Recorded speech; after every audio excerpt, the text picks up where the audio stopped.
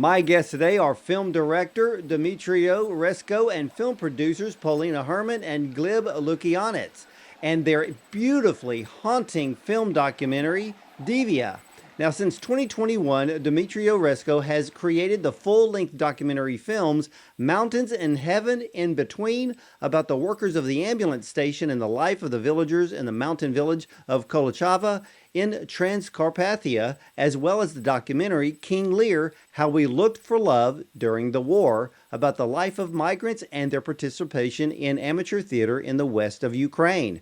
Now, Dmytro is a member of the Ukrainian Association of Cinematographers and the Ukrainian Film Academy. Now, Polina Herman is a film producer with over 10 years of experience in the film and television industry. She is the founder and CEO of the production companies Up UA Studio, founded in 2016 in Kyiv, Ukraine, and Up USA Studio, founded in 2023 in LA, which specializes in the production and the promotion of fiction and documentary films, as well as in the development of international co-productions.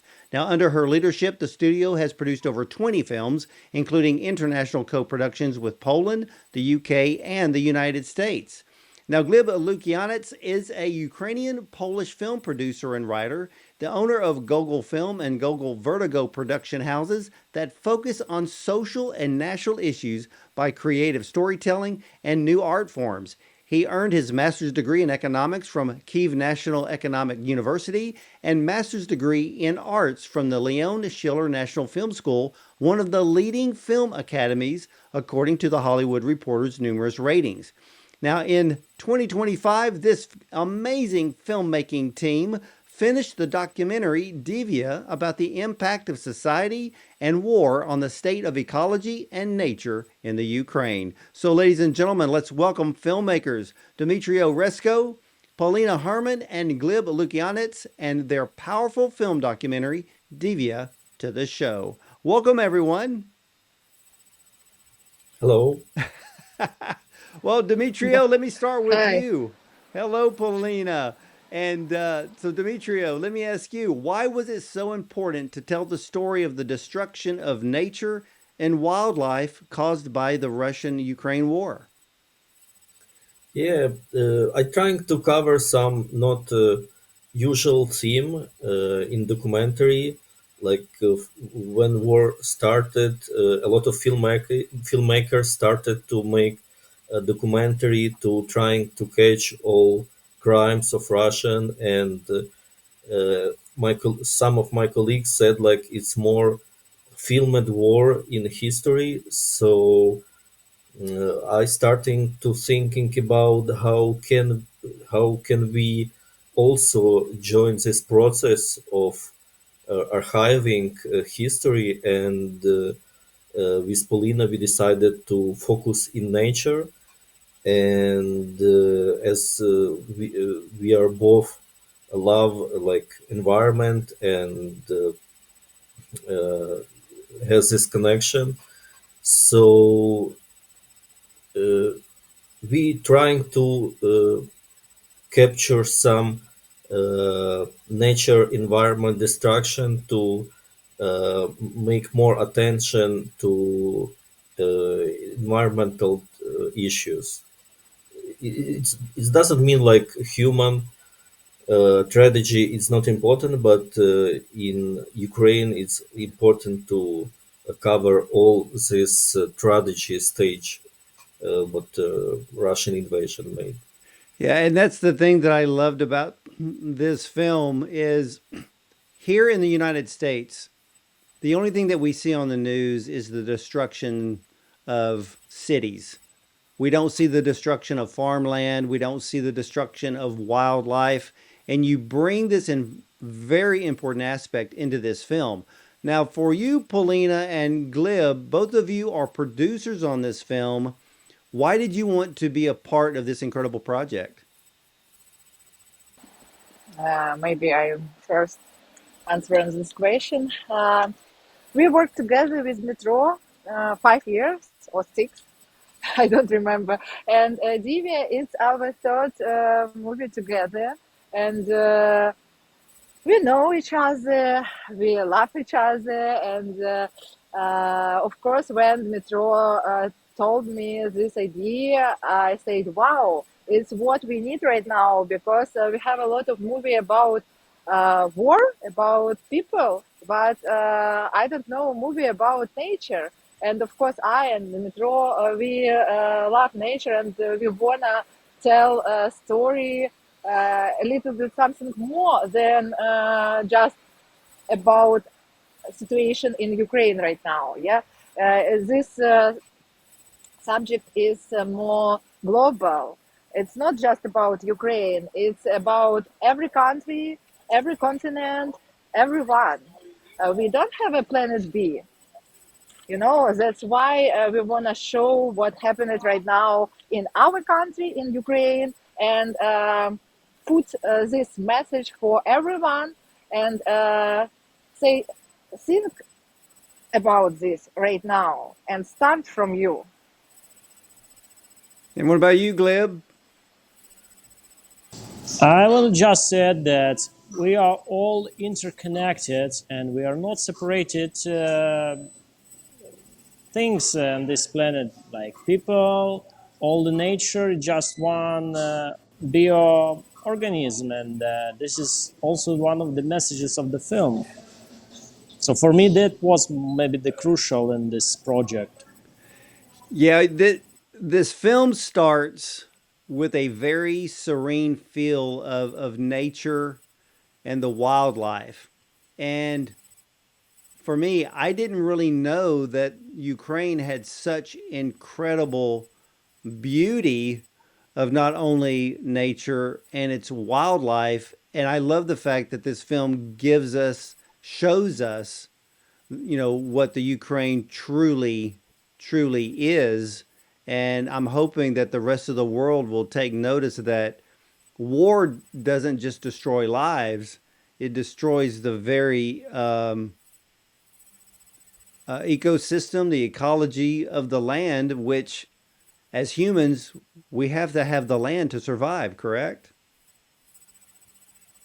Yeah, for sure. It's really interesting your comment about like one of our message from film is also like if you don't know the nature of Ukraine, just see it and to understand what we lose in this war.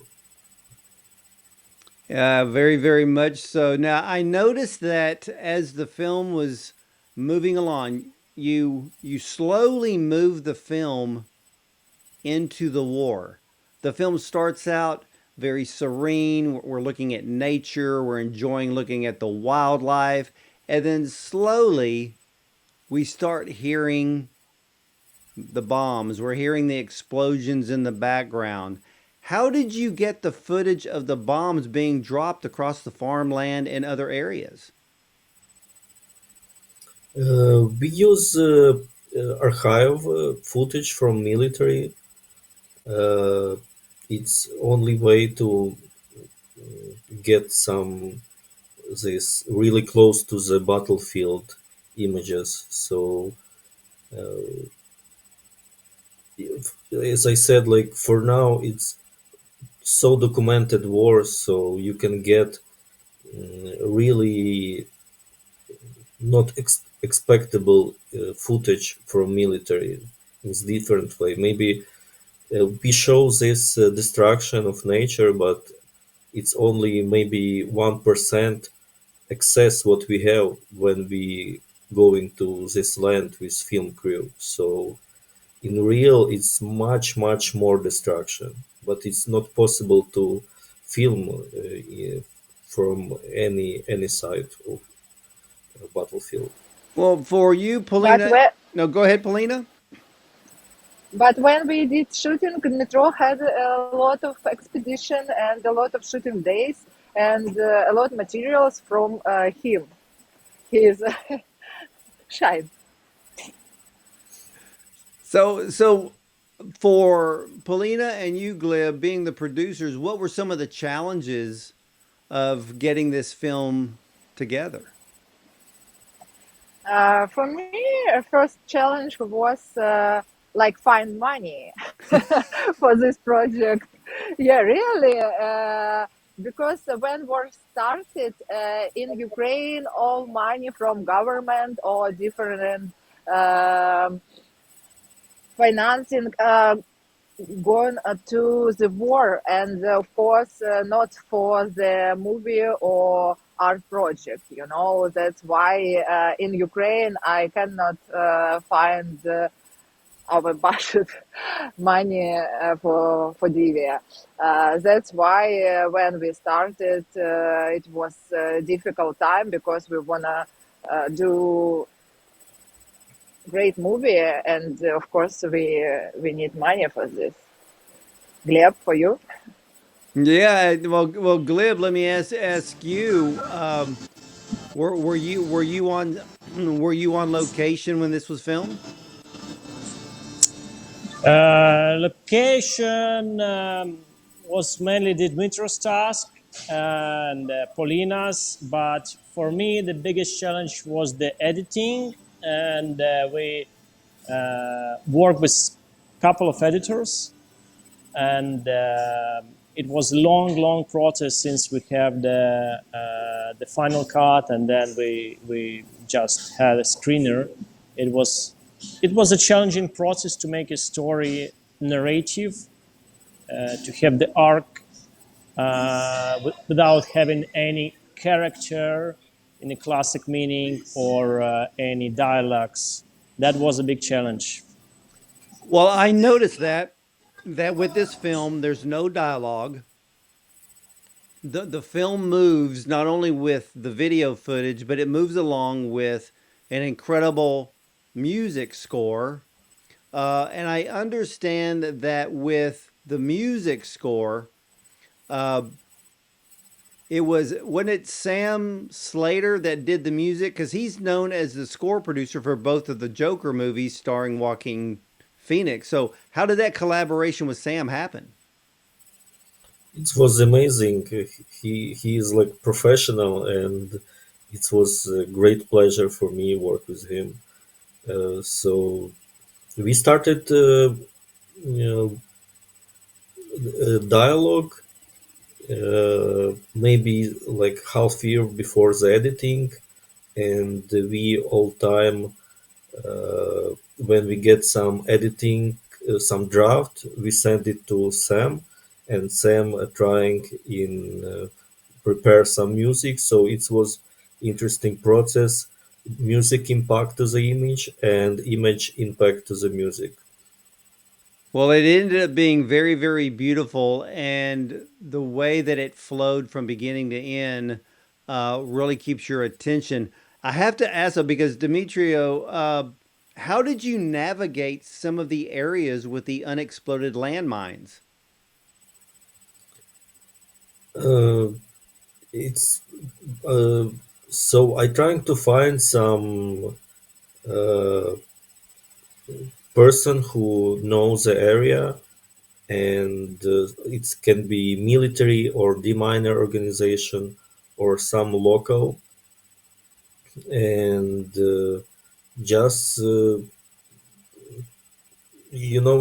war it was 2 years ago when we started. It was a little bit different story because the dangerous was like it can be shelling, or you can just go on the field with mine, and it's some can blowing. But for now it's more harder to filming because everywhere is drones, and it's not possible to come close to the battlefield. But uh, I don't know, it's area full of dangerous sites. So uh, it was a few moments where we was really close to the some area not safe, and we was lucky, and I really thankful for, like, I don't know, fate to so all of the crew member is safe, except our volunteer, maybe this one who is like orange jacket going through to feeding cats. after the shooting, he was injured by mine, and he lose one of eye and have some trauma. But for now, he's okay, and yeah. So it's territory war, leaving a lot of dangerous stuff like mines, maybe unexploded bombs, etc. So Yeah, and you show that in this film. You show where they're actually dismantling some of the landmines, uh, possibly pulling out unexploded bombs that were dropped. How many how many landmines were actually put across farmland in the Ukraine? some organizations said it's like 30% is polluted by mines, And they and and they have to be removed by hand, right? not only we have some like machines, demining machines, farmers use it, but it's hard to tell because war is still going on, and front line, not statics one, it's all time changed. So you can imagine, sorry, you can imagine how many shellings, like frontline changes all time, and each territory polluted by shelling, by bombs, by drones. uh, s- it- it's more and more polluted when we can imagine. Well, when you filmed the documentary, did you yourself use your own drones? Yeah, Well, how dangerous was it to be flying them to get a view of the ground below? it's less dangerous as for now, but we're trying to use a small drone, some commercial drone, and uh, we have just maybe 20 minutes for discovering the area. So we go to some place, start the drones, discover area, filming, and after just leave the area as much as possible, as soon as possible. Yeah, it looked like a dangerous project by watching the film. And Polina and Glib, you can jump right on in here. I was curious about one of the scenes where a researcher was taking soil samples. What were they testing for?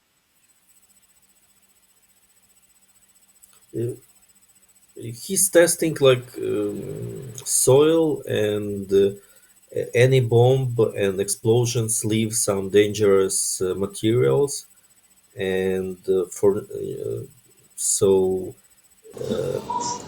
it's hard to measure all these materials, but they try to measure some critical elements which can be measured, and so in somehow they can interpolate the in whole area. Well, I also noticed too. Oh no, go ahead. No, unfortunately, some of these metals, heavy metals in the soil, they will stay there for long, for hundreds or thousand years. That is long-term results of the war like this. So what about the water? I noticed that I assumed that the Russians had bombed maybe numerous dams in the Ukraine, which flooded a lot of farmland and flooded towns. Um, and I also noticed that they were testing the water, I guess, for the same reason. Will is that water there to stay? It's depends of area, but it's not only one problem with water in east of Ukraine. The main problem is mine, and as you know, when mine is closed or destroyed, like groundwater going up, and pollute all water around. So in future, some scientists said like it will be totally polluted water area in east of Ukraine. Well, is the It's land scarred forever? I don't know, but for many years. Well, let me ask you this, and this is for all three of you, because one of the most shocking things that I saw in this documentary was the overhead drone shots of the farmland that were bombed so badly. I mean, there's so many holes across so many square miles of farmland. Did the Russians bomb the farmland to prevent food from being grown for livestock as well as for the Ukrainian people? They attack the farmers and civilians, and but the main reason is like Soviet not accurate shelling, and they have a lot of Soviet uh, ammo in storages, so they use it a lot, like much more than Ukraine, maybe 20 times more than Ukraine have. And this is old one from old storages, and many of them not blowing up, just stuck in ground. And these holes, what you see, is like maybe 50% of the old mine, because some of them not blowing up, maybe 30%, some said, and they still in the ground. I don't know how in future how it's possible to put it.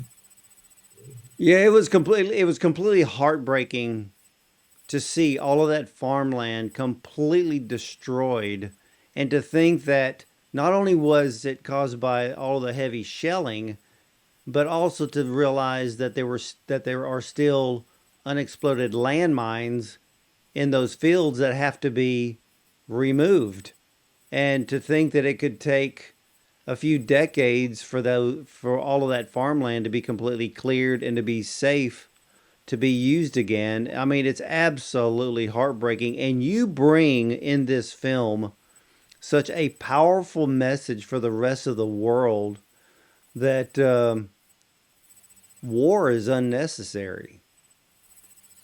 Yeah, it is in general is it's our price for freedom.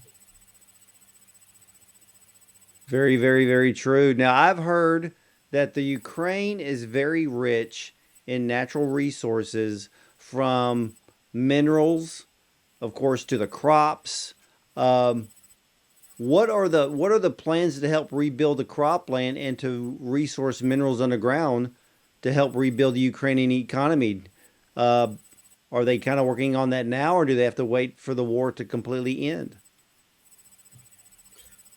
Really, I'm not competitive in this. Not I have no competition in this question, so I don't know really. I understand. I understand. Now, for all of you, one of the things that, with the way that you've created this film documentary, uh, even in the midst of devastation, there was a bit of beauty emerging from it all, and that was very important to show, wasn't it?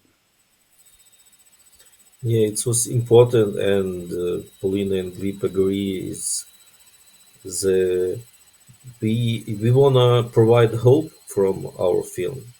It can be just some depressive images, like uh, hope is everywhere, and this message we wanna put it, and it's not. It's organically we show like this landscape rebuilding, and how flowers uh, growing through the shells, abandoned shells. So it's in real, it's more exciting than in image, I guess, and it's really danger. It's really strange feelings when you see in this staying in this area with totally dangerous abandoned shells, and you hear some bees, some birds flying around. So yeah, it's something like power of life. You know, I label this film as hauntingly beautiful to watch, even in the midst of war. But there was a shot of a missile or a possible unexploded bomb with a ladybug resting on it. And when I saw that image in this film, even in the midst of war or even after, beauty will eventually come back, correct? Yeah, for sure. Well, tell me why the soldiers were collecting bone fragments. uh, is a part. We have organization like military structure which find abandoned bodies and trying to identify soldiers in Ukrainian and also Russians. So it's also we want to show this process like maybe in conceptual way. I don't know if it's understandable in film. We want to show like how Russians like come to Ukraine to in this idea to uh, get this area, get this land, and with some evil messages, and after uh, then he died, he gets this connection with nature in final, right? Maybe it's so it's not so it's one of the idea what we put in film, and the idea like how people connected to the nature. Yeah, you show an image in the film, and I assume it was a soldier that was killed in battle, and his body has not been picked up as you show in the film, but that image shows where he's one with nature. Yeah, in conceptual way, yes. Yeah, it was a very haunting image. Now, for Polina and Glib, what has been the reactions to this film? It's different reactions because we had a premiere in different country. Uh, First, our premiere was in Karlovy Vary, and then Sarajevo, Ukraine, Riga, Bulgaria, and of course, in different countries, we have different reactions. But in general, people understand our main idea and support this movie. And our movie, it's like meditation. It's like action to um, think about everything what happened in this world right now. And a lot of people after movie share with us like they understand this message and really started do something. That's what we want tell our movie. Yeah, it's a very, very powerful film. Now, Gleb, what has been some of the things you've been hearing about from the audience's reaction to the film?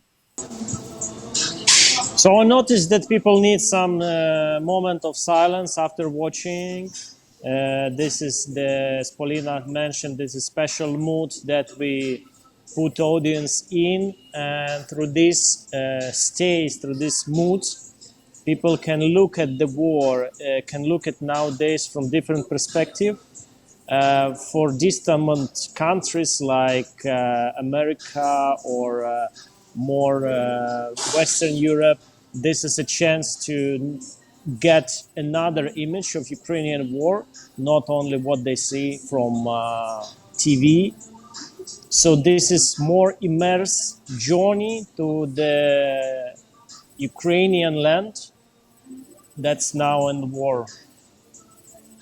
Yeah, I completely agree. That's the thing that I loved about this film. It gave me the opportunity to see the other side of the destruction and devastation in the Ukraine, and not just from seeing, missiles or bombs being dropped in Kyiv or other cities, but to see farmland and waterways destroyed, which also goes back to destroying the Ukrainian people's ways of life, and how crops are grown, and wildlife has been lost. Who was the one that was bringing the food to all of the stray cats? Yes, this is like a local volunteer, and I just randomly find him. And this one, what I said, like after injured by mine, uh, we still have connection with him, and he lost his village in Mykolaiv region on the south of Ukraine, and he trying to rebuild his house and the village, and trying like start new life. You know Wow. what interesting about this moment? American people like this moment. It's the best moment for American people. But in Europe, nobody ask us about this. It's like one thing's different from audience.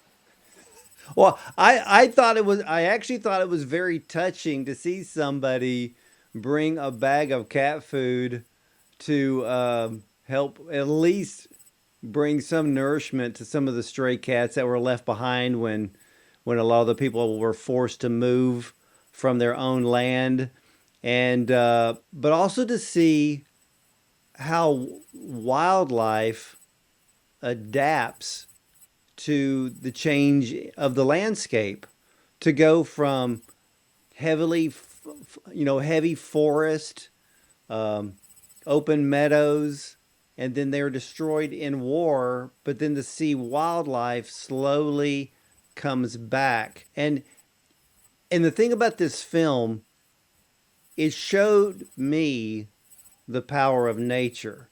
And one of the things that I loved was the appearance of the rainbow, that told me that nature is a very strong force.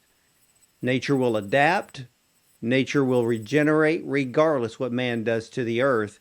And Dmytro, was it just by chance that you were able to capture the rainbow? Yeah, it was Polina's idea, to be honest, and uh, it's we have one shooting expedition with Polina, and Polina want to see by an own perspective how